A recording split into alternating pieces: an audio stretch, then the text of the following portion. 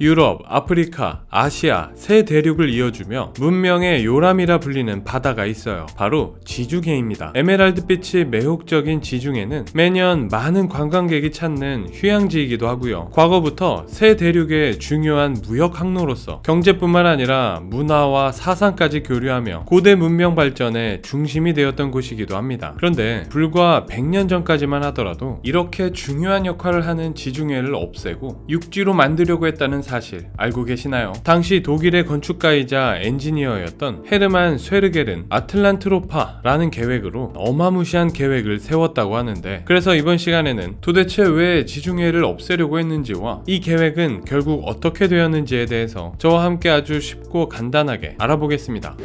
먼저 아틀란트로파를 계획하게 된 가장 큰 이유를 살펴보면요, 바로 생활공간 확보입니다. 아니, 넓은 땅을 놔두고 굳이 바다를 없앤다고? 라고 생각하시는 분들 많으실 텐데요. 이 발상을 이해하려면 19세기에 등장한 레벤스라움이라는 개념을 이해하셔야 합니다. 독일어로 생활공간을 뜻하는 용어예요. 이 용어는 독일의 지리학자이자 민족학자인 프리드리히 라첼에 의해서 처음 사용되었습니다. 19세기 중반 이후 유럽 전역에는 산업화가 자리 잡으며 경제 발전을 이루었어요. 이는 곧 사람들의 생활 수준을 향상시키며 인구가 급증하는 결과를 가져오게 되었습니다. 지리학자인 라첼은 이러한 인구 과잉 문제의 해결을 위해 공간의 확보가 필요하다고 주장했어요. 국가의 번영을 위해서는 사람들이 이주하여 필요한 공간, 즉 땅을 확보해야 한다고 믿었죠. 이렇게 탄생하게 된 개념이 레벤스라움입니다. 그리고 이 개념은 독일의 정책에 아주 큰 영향을 미치게 되었어요. 특히 우리 모두가 아는 한 인물이 이 개념의 영향을 많이 받았는데요, 바로 아돌프 히틀러입니다. 1920년대 히틀러는 레벤스라움을 적극적으로 수용했다고 알려져 있습니다. 유럽 전체에 분쟁이 활발하던 시절, 그는 독일이 살아남기 위해 더 넓은 땅이 필요하다고 생각했죠. 그는 개념을 정당화하며 독일의 영토 확장 또한 정당화했던 거예요. 그때의 영토 확장은 분쟁을 일으켜 다른 나라의 땅을 빼앗아오는 것이었죠. 그렇게 그는 자신만의 정책을 준비하고 있었습니다. 하지만 이런 고민을 했던 건 비단 독일뿐만이 아니었습니다. 당시 모든 유럽 국가는 인구 급증 문제로 골머리를 앓고 있었거든요. 그래서 다른 유럽국들 또한 더 많은 공간이 필요하게 되자 국경 확장에 대한 욕구가 늘어나게 되었죠. 그렇게 유럽 상황은 각국의 욕구가 충돌하며 당장이라도 싸움이 벌어질 것만 같은 일촉즉발의 상황이었습니다. 그런데 이렇게 무력 외에는 이런 공간 문제를 해결할 생각을 아무도 하지 않던 이때, 문제 해결을 위한 평화적인 방법을 제안한 인물이 나타납니다. 그가 바로 앞서 얘기했던 헤르만 쇠르겔. 그는 역사상 가장 미친 계획이라고 불리는 아틀란트로파 프로젝트를 제안했죠. 아틀란트로파는 아틀란틱과 유로파의 조합으로 고대 그리스의 전설 속 수중 도시인 아틀란티스를 연상케 합니다. 이곳은 실제로는 존재하지 않은 곳이지만 바닷속 수중 도시가 육지로 드러나는 모습을 떠올리며 아틀란트로파라는 이름으로 탄생했다고 해요. 그의 계획은 이렇습니다. 일단 가장 큰 그림은 지중해를 없애는 거예요. 그렇게 드러난 주변 땅에 사람들을 정착시켜 생활 터전을 만들고자 하는 것이었죠. 레벤스라움의 개념을 수용하되 싸움이 없는 평화적인 방법으로 해결하고자 했던 거예요. 아니, 아무리 평화적인 방법이라고 해도 바다를 없앤다니 이게 말이나 되는 소린가 싶으실 텐데요. 그런데 알고 보면 그의 이런 주장은 전혀 근거가 없는 이야기는 아니었습니다. 실제로 지중해에 거대한 땅이 드러났던 사건이 있었거든요. 먼저 이 사건에 대해 이해하기 위해서는 지중해와 주변 지역의 지도를 살펴볼 필요가 있습니다. 지도의 좌측을 보시면 스페인과 모로코 사이에 지브롤터 해협이라는 곳이 있어요. 이 해협은 대서양의 바닷물이 지중해로 흘러들어오는 관문 역할을 하는 곳입니다. 그리고 이 지브롤터 해협의 존재가 지중해가 지금처럼 깊고 푸른 바다의 모습을 유지하는 이유라고 해요. 알고 보니 지중해는 같은 시간 동안 없어지는 물의 양이 주변 지역의 강으로부터 유입되는 물의 양보다 더 많다고 합니다. 그래서 만약 그대로 시간이 흐른다면 결국 점점 없어지게 되는 거죠. 이렇게 지중해를 유지시켜주는 게 바로 지브롤터 해협을 통해 흘러들어오는 대서양 바닷물입니다. 그런데 약 600만 년 전 지구의 지각 변동에 의해 이 해협이 닫혀버린 일이 있었어요. 이에 따라 대서양의 바닷물이 유입되는 것이 막히게 되자 지중해는 서서히 그 높이가 낮아지게 됩니다. 그렇게 약 1000년의 세월이 흐른 뒤 결국 바닥에 거대한 땅이 드러났습니다. 이후 드넓은 땅 위로 동식물이 서식하며 오랜 기간 육지의 모습으로 유지되었죠. 되었죠. 그리고 시간이 흘러 지금으로부터 530만 년 전 지중해 지역의 육지는 갑작스럽게 물이 차서 약 2년 만에 현재 지중해의 모습처럼 변했다고 합니다. 지중해가 없는 유럽의 모습이라니 상상이 가질 않는데요. 이런 자연적인 사건을 근거로 쇠르겔은 이때의 모습을 재현하기로 합니다. 물론 과거처럼 지각 변동이 일어나 자연적으로 해협이 닫히기를 바랄 순 없는 일이겠죠. 그래서 쇠르겔은 댐을 건설하려고 했습니다. 이론적으로만 생각해보면 아주 그럴듯한 발상인 것 같은데요. 하지만 발상과 달리 현실은 녹록지 않았습니다. 아틀란트로파 프로젝트는 첫 삽을 뜨기도 전에 큰 어려움에 봉착하게 되었죠. 지브롤터 해협의 가장 좁은 지역의 너비는 무려 약 13km, 그리고 깊이도 무려 약 300에서 900m에 달했다고 해요. 그 말인즉슨 댐의 높이가 최소 300m 이상이고 댐의 길이는 최소 13km는 돼야 한다는 소리죠. 당시 전 세계적으로 가장 큰 댐은 미국의 시어도어 루즈벨트 댐이었는데요. 이 댐의 크기도 겨우 높이 약 85m, 길이는 약 220m에 불과했습니다. 해협을 막기 위해서는 루즈벨트 댐보다 높이는 최대 약 10배 이상, 길이는 약 59배나 긴 댐을 만들어야 한다는 거죠. 이게 왜 탈지구급 계획이라고 불렸는지 알 것 같은데요. 게다가 쇠르겔은 이렇게 1차적으로 대서양을 차단한 후 지중해와 흑해를 연결하는 다르다넬스 해협도 막으려고 했습니다. 높이는 평균 55m 정도에 너비는 최소 1.2km로 지브롤터 해협에 비하면 귀여운 수준이긴 했어요. 하지만 이 댐도 루즈벨트 댐에 비하면 약 6배나 긴 길이었죠. 이렇게 쇠르겔은 대서양, 흑해 등 강물 외에 다른 곳에서 유입되는 물은 모두 끊을 계획이었습니다. 게다가 쇠르겔의 계획은 여기서 끝이 아니었어요. 쇠르겔은 물길을 막는 것에서 멈추지 않습니다. 그는 시칠리아와 튀니지 사이에 댐을 건설해서 지중해를 두 개의 지역으로 구분하려고 했어요. 그리고 이 댐으로 나누어진 동쪽과 서쪽 지역의 물 높이를 단계적으로 낮출 계획이었습니다. 지브롤터 해협과 가까운 서쪽은 100m 정도, 다르다넬스 해협과 가까운 동쪽은 200m 정도를 낮추려고 했습니다. 물의 깊이가 다른 양쪽 지형에 육지를 확보할 수 있는 최소한의 조절이었죠. 쇠르겔은 이 세 개의 공사를 끝내면 약 57만 6천 제곱킬로미터에 달하는 새로운 땅을 확보할 수 있다고 기대했습니다. 다만 이 시칠리아와 튀니지 사이에 이어질 댐의 경우에는 앞의 공사와는 차원이 달랐습니다. 시칠리아와 튀니지 사이의 거리는 무려 약 150km. 정말 이걸 실제로 만들기 위해 계획한 건가 싶을 정도인데요. 하지만 이렇게 엄청난 거리에도 불구하고 쇠르겔은 이 모든 프로젝트에 정말 진심이었다고 해요. 또한 쇠르겔은 앞서 살펴본 생활공간 확보의 목적 말고도 또 하나의 문제를 해결하고자 이 프로젝트를 계획했는데요. 바로 전력 공급 문제였습니다. 쇠르겔은 인구가 밀집된 유럽 지역에는 결국 전기가 부족하게 될 거라고 예상했습니다. 그래서 건설된 댐들을 이용하여 수력 발전에 활용하려고 했죠. 크기가 어마어마한 댐들에서 나오는 발전량이라면 새로 확보된 공간에 더해서 유럽의 다른 지역들에도 충분한 전력을 생산할 수 있었거든요. 생활 공간 확보와 전력 공급 문제 해결까지 실행만 될 수 있다면 정말 완벽한 프로젝트가 될 것 같았는데요. 실제로 당시 이 프로젝트가 발표되었을 때는 엄청난 호응을 얻었다고 합니다. 이 문제를 해결하기 위해서 싸움밖에 없다고 생각했던 사람들은 이런 평화적인 방법에 이끌릴 수밖에 없었죠. 전투 없이 해결할 수 있다면야 이러한 기술에 더 많은 투자를 하겠다는 나라들도 생겨납니다. 그렇게 큰 호응을 얻게 되자 이 프로젝트에 관심을 두는 다른 전문가들까지 합세하며 쇠르겔과 함께 이 아이디어를 발전시켜 나갑니다. 먼저 지브롤터에 건설하려는 댐은 단일댐이 아닌 계단식으로 구성된 댐으로 건설하려고 했어요. 대서양의 엄청난 압력을 견디기 위해 이를 분산하고자 하는 계산이었죠. 그리고 전력 공급 부분에서는 유럽 전체를 하나의 중앙 전력 시스템으로 만들고자 했습니다. 즉 이곳 수력발전소에서 유럽의 전체 전력을 조절하고자 했던 건데요. 이는 혹시나 전투를 일으키려는 국가가 나타나면 해당 국가의 전력을 아예 차단하여 일이 커지는 걸 방지하기 위한 장치였다고 해요. 아이디어만큼은 정말 평화적인 것 같죠. 그리고 이탈리아의 베니스와 이집트의 카이로 같은 경우에는 평소 해상 무역의 의존도가 높은 도시예요. 이들은 쇠르겔의 이 프로젝트를 반기지 않는 도시 중 하나였죠. 그래서 쇠르겔은 이들의 문제도 해결하기 위해 지중해와 연결될 수 있도록 운하 건설을 계획하기도 합니다. 쇠르겔의 계획은 여기서 끝이 아닙니다. 쇠르겔은 유럽과 아프리카를 하나의 대륙으로 만드는 일명 유라프리카를 만들고자 했습니다. 먼저 그는 유럽과 아프리카를 연결하기 이전에 아프리카를 지금보다 비옥하게 만들어야겠다고 생각합니다. 그래서 그는 아프리카 콩고강에 또 다른 댐을 건설하여 아프리카의 내륙 바다를 만들고자 했어요. 이 물을 이용해 사하라 사막의 관계 시스템 시스템을 구축하여 사막을 비옥한 토지로 변화시키고자 했죠. 그리고 나서 시칠리아와 튀니지를 연결한 댐 위에 철도를 건설하고자 계획합니다. 유럽과 아프리카를 잇는 철도까지 정말 알면 알수록 규모가 어마어마하죠. 그러나 이러한 어마어마한 계획과 포부와 달리 결과적으로 이 아틀란트로파 프로젝트는 실패로 돌아갑니다. 그 계획에 비해 너무도 허망한 결말인데요. 그렇다면 쇠르겔의 이 범대륙적 프로젝트는 대체 왜 실패할 수밖에 없었을까요? 역시 가장 근본적인 이유는 안정성이었습니다. 기껏 지브롤터에 막대한 자원을 투입해 댐을 만들어놨는데 만약 무슨 일이 생겨서 사라져버린다면 어떻게 될까요? 아마도 바닥이 보이던 것이 다시 꽉 채워졌던 것처럼 그곳에 새로 지어진 도시는 금세 없어져 버릴 것이 분명합니다. 게다가 돈도 문제입니다. 이 정도의 범대륙적 프로젝트를 위해서는 아무래도 어마어마한 비용이 들겠죠. 이 막대한 비용을 조달하기 위해서는 한 국가뿐만 아니라 유럽 전체의 자금 조달이 필요했어요. 하지만 당시에는 언제 전투가 벌어질지도 모르는 상황에서 서로의 협력을 통한 자금 조달을 기대하는 건 어려운 일이었습니다. 거기에 더해서 쇠르겔뿐만 아니라 수많은 기술자, 학자들이 투입되긴 했지만 사실 현실적으로 이 프로젝트를 완성할 기술도 부족한 상태였습니다. 앞서 말씀드린 프로젝트들의 규모만 보셔도 감이 오시죠? 오늘날에도 이때 계획된 수준의 댐은 건설되지 않고 있습니다. 결국 쇠르겔은 세상을 떠나기 전까지 자신의 계획을 실현하기 위해 많은 캠페인과 홍보를 벌였지만 결국 사판자루도 뜨지 못한 채 눈을 감게 되었습니다.